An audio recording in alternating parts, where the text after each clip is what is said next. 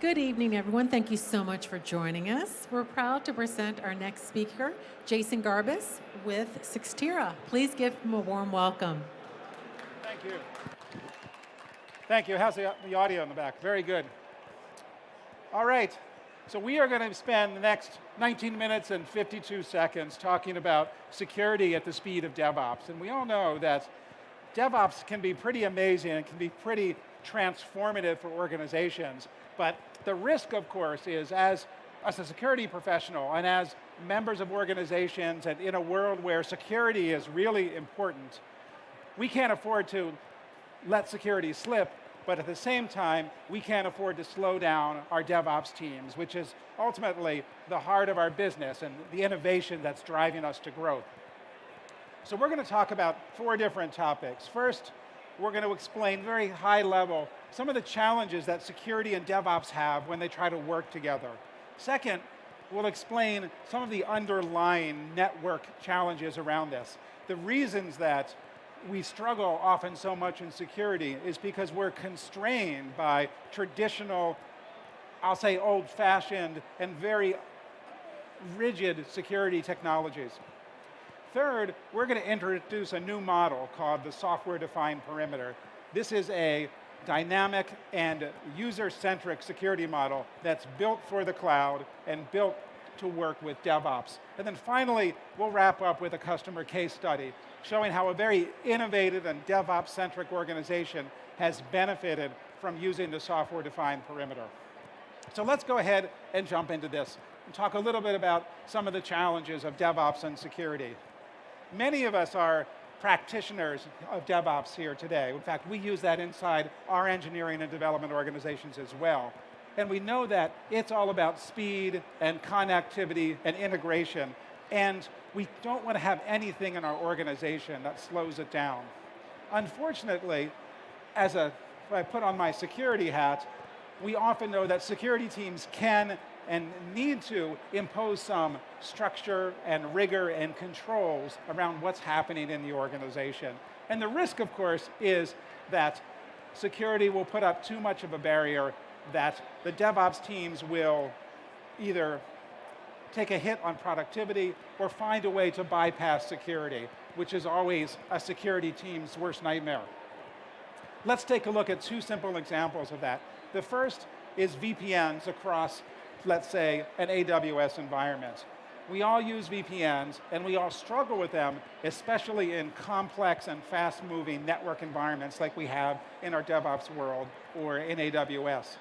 Whenever we have different environments that we have to connect to, we end up with a very unsatisfactory user experience. Users have to connect a VPN to one environment, do a little bit of work, disconnect that VPN and connect to another environment entirely. It's very frustrating, and ultimately, it's an unnecessary impediment to productivity for our developers. Another example is automation. Automation, of course, is at the heart of DevOps. We have, in most organizations, a rigorous scripting framework, high degree of integration across our tool set, and the necessity to, on a continual basis, create environments and destroy environments and make changes to our environments. This has to happen at speed and at scale if our DevOps program is going to be successful. At the same time, our security teams can't afford to let things go unimpeded. Again, classic confrontation or conflict between our security teams who need control and audit and our DevOps teams who want speed and openness. So what happens is, unfortunately, developers tend to win and to get a very wide open environment. How many times can you imagine that a developer team would get so frustrated with security that they would say, well, the heck with it, let's just open up the network because we can't afford to slow down the business. That's a big risk from a security team's perspective, and one that isn't necessary. The reason that we have this conflict, which really doesn't have to exist, is that traditional networking technology is not well suited to the high risk, high threat, and high velocity environment that we have today. If we think about it, VPNs and the types of technologies that we're using have not changed in decades.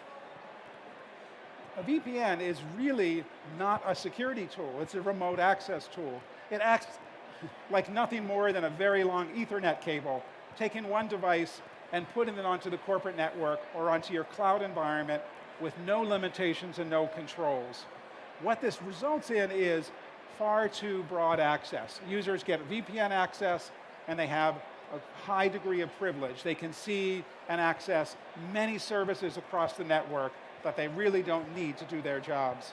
This exposes the organization to lateral movement, to reconnaissance by malicious actors, and these VPNs are not designed for cloud environments. When you have multiple cloud environments, multiple connections that are needed from a user's device to multiple VPCs, VPNs fall short and result in developer frustration and a loss of productivity.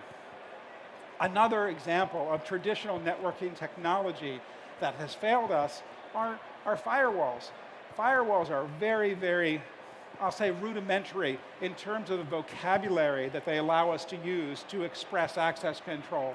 It's a very simple rule that says this IP address is allowed to get access to that IP address or that subnet. And that's really not what we're trying to express as a security team or even as a developer team. What we're trying to express is something that looks a little bit different, that's oriented around the user, that allows us to explain and express access rules that's tied to users and roles and job functions and the specific resources that they need to get access to. So let's take a look at this new environment, this new open security architecture called the software-defined perimeter. Although it's new, it's based on well-defined and well-proven principles.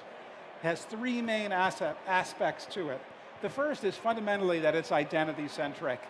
The software-defined perimeter validates the user and their device to a strong degree using multi-factor authentication to ensure that all users are who they say they are and that they're accessing the network from a device that's been validated and passes muster from a posture check perspective. Second, the software-defined perimeter works in a way that is zero trust, operates on a pure whitelist model. Users and devices are assumed to have no network access until and unless they validate themselves. They provide the proper degree of authentication validated against an identity management system, and that their device is validated as well. Like all zero trust models, it allows us to give users who might be anywhere in the world secure access to any resource, no matter where that resource sits, whether it's on premises or up in the cloud. That takes us to the third main principle of the software-defined perimeter, is that it's built like the cloud and built for the cloud.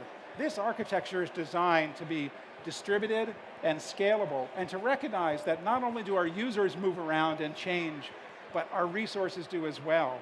As new resources are created in an AWS environment or in an on-premises virtualized environment, those resources need to be analyzed and user access to them needs to be adjusted based on the attributes of those resources. Those three principles together give us the ability to have a truly software-defined perimeter where each user obtains a personalized view of the network based on who they are, what role they have in the organization, and what else is happening in their environment. What sort of business rules or business processes are in play that might allow or deny them to have access to their environment. And I'll give you an example of that in a couple of slides. We built a product called AppGate SDP that implements this software-defined perimeter architecture and truly represents a full network security platform. It follows the SDP architecture. It's designed for the cloud and designed to be distributed and scalable to allow organizations to have resources that are running in multiple AWS environments and multiple AWS regions, accessed securely by users who may be located anywhere on the planet. We also built this with a high degree of API integration, so it can not only integrate with DevOps processes, but also business processes. one of our customers is doing something really interesting, which is connecting it up to their service desk system. They want to validate and ensure that when a user, when an administrator is accessing a specific server, that they have a good reason to do so. That in fact, there's a service desk ticket that's open that indicates that this user has a legitimate reason to be accessing this server over here to perform some administrative activity. This is a beautiful thing. It connects up a business process with network security. It allows these system administrators to be productive while ensuring that they have the minimum level of network access necessary to do their jobs. We call this a segment of one. When a user connects to the network, the system will validate them against their identity management system, understand who they are, and apply a set of rules to dynamically adjust the networks, their view of the network. Each user will have their individualized and personalized view of the network that's based on their identity, their device, their location, and several other attributes that makes up this rich context for them. Let's take a look at how this works. The AppGate SDP system is based on three components: a controller that acts as a centralized authentication point and policy store, a set of distributed network gateways that run inline in the network and sit in front of and protect applications, and a client, a piece of client software that runs on each user's device. The controller is integrated with an organization's identity management system or PKI system, and it's used to obtain a very rich view of who the user is. When the user connects, first thing they do is they uncloak the controller on the system, so the controller on the network. The controllers and the gateways are hidden on the network using a cryptographic overlay that ensures that only authorized users are allowed to actually see these devices on the network. So not only are we protecting those resources that the users need to get access to, we're also protecting the security system itself. The user uses this mechanism, which is called single packet authorization, and sends a specially hashed network packet, which unlocks the controller, authenticates the user, and validates the user against their identity management system. The controller then looks at the user's identity and looks at the overall business and technical context of the environment and determines this first set of what we call live entitlements. That is, the set of network resources that a user should have access to at this point in time. Those live entitlements are passed down to the user's device, which then follows the same process of sending a single packet authorization, unlocking the gateway, and establishing a secure encrypted connection to the gateway. When the user then needs to access a resource to do their job by opening up an SSH client, opening up a browser window, or launching perhaps a development tool that needs to make API calls, the gateway then has the opportunity to perform a second real-time level of policy evaluation. This gives the organization the opportunity to, for example, prompt for step-up authentication. It's a very common scenario where a user is accessing a sensitive resource, perhaps from a remote location, and the organization wants to ensure that this really is the user in question, so they'll ask them for a one-time password. The system itself is dynamic. It continuously monitors not only the user's device, the overall IT environment, or the set of applications that are being protected to make changes to what the user has access to. So let's take a look at how AppGate SDP connects up with key DevOps considerations, and then we'll wrap up with a customer case study. The first piece is that the AppGate system utilizes a single network client to establish connections to multiple distributed and heterogeneous environments. This allows DevOps users to have multiple and concurrent connections to different target environments without having to go through the hassle and the headache of switching like they do with traditional VPNs. AppGate SDP also provides native integration with AWS to interrogate the EC2 environment. As new resources are spun up and created, AppGate will automatically look at the tags and other metadata associated with those systems, with those resources, and adjust user access accordingly. This can be used very, very effectively to have a simple policy that says users on development team A are allowed to get access to any resource tagged development team A. And as a new resource is spun up, that user, those users, will automatically get that network level access that they need without requiring any administrative access, without requiring any security team involvement, and without requiring any manual activity whatsoever. Finally, many organizations want to put in place a business process around access request, approval, and provisioning. AppGate can automatically integrate with those through its rich set of both inbound and outbound API connections to respond and adjust network access accordingly when user access is approved. This supports several use cases, such as application refactoring. As applications are moved into a cloud or a virtualized environment, the organization can immediately secure access to them in the right way, while behind the scenes, applications are adjusted and refactored. AppGate allows this process to happen without requiring any sort of upfront security engineering work. AppGate also provides a transparent user experience, making sure that developers and other administrators are given seamless access into their environment that automatically adjusts for them. And then finally, there's this really interesting notion of security as code, which is because the AppGate system is driven by attributes of the user or of the target system or of the environment, as organizations make changes and check in a change to, let's say, a build system or a source code branch, when that system turns into working code, those attributes will come along with it, and security will automatically follow. So if I launch a new instance from my build system that's tagged as test environment 3, my policy will automatically grant the right set of users access to those environments. So let's wrap up talking about a case study. This is a customer of ours that is a very heavy user of AWS. They are a very agile company. They have over 600 developers that are using AWS on a daily basis in a very high velocity DevOps environment. They provide an online monitoring service for AWS. They also have many different AWS accounts.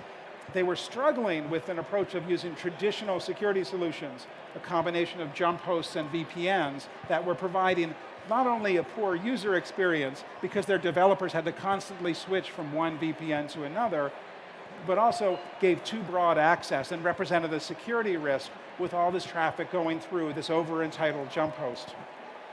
So what they did was they adopted our solution, AppGate SDP, and they've been able to transparently give all these developers, 600 plus developers in over 100 locations around the world, immediate access across those different AWS environments. They have about 18 shared AWS accounts, as well as an individual AWS account for each developer. So immediately when they turned this on, all of their VPN headaches went away, and each developer was able to have transparent and immediate access into each of the appropriate AWS environments, and more importantly, the developers didn't have broad access across the entire environment. They had very pinpoint access, only allowing each developer to get access to those specific server instances that were dedicated to them or tagged in a way that was appropriate for them.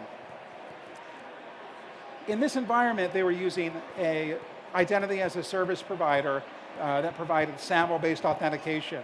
So we were able to integrate with that out of the box, both for normal authentication as well as for multi-factor authentication. And all of this provided them with a tremendously improved user experience. It made their developers more productive, and it allowed them to do some interesting things in terms of automating their development tool set and the set of APIs that were used to dynamically change this environment. All of this was deployed and live in about 3 weeks in their environment, and then they've been very satisfied with the benefits that they've obtained from this. So if we wrap up, we talked about DevOps, we talked about some of the challenges that DevOps have and the conflict that often occurs with security teams. We also explored some of the underlying root causes of this, which has to do with the constraints we're seeing of traditional network security tools, such as VPNs and firewalls. Then we introduced a new modern security model called the software-defined perimeter that's built for the cloud and designed to tie into and automate and accelerate both the DevOps user experience as well as the overall velocity of a development organization in this kind of complex and dynamic cloud environment. With this, we've seen many organizations that are using AWS simplify user access, accelerate their operations, and put them on a pathway toward modernizing their entire security infrastructure built with the speed, scale, and cloud friendliness that organizations need today. So I would encourage you to please learn some more about this.